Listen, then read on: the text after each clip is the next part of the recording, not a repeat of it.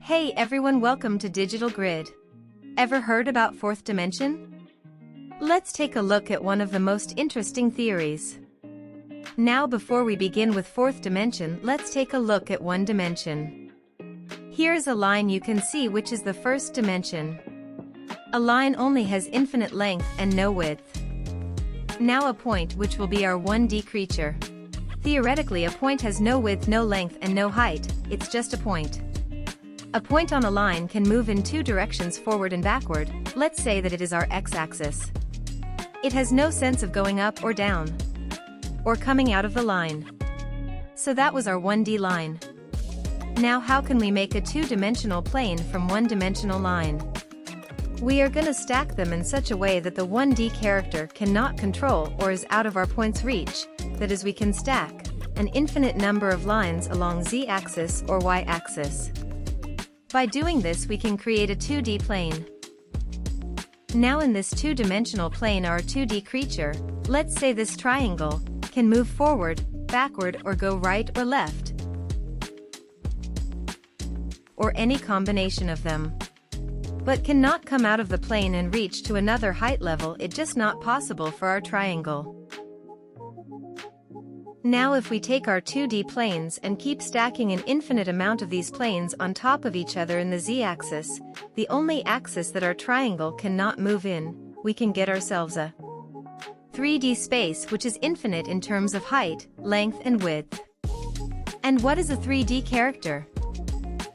Everything around us is three-dimensional. We can move in any direction, we can jump as high as we can. But if we continue what we have been doing for the past 2 dimensions, and somehow stack the 3D spaces, in such a way we cannot control or follow, we might get a fourth dimension. In the same way as we now know that a 2D plane is just infinite 1D lines stacked on top of each other. And 3D space is just an infinite number of planes stacked on top of each other, so a fourth dimensional thing would be just an infinite number of 3D spaces stacked on top of each other. But question is, how are we stacking them? One of the misconceptions is that it is time. People argue that you need to describe where you are not only in three-dimensional space, length, width and height, but also in time. Time is the fourth dimension. But it doesn't make sense for time to be fourth dimension, because time has always been there in the first, second and third dimensions. Fourth dimension is not special because time is not spatial. There is a difference between space and time.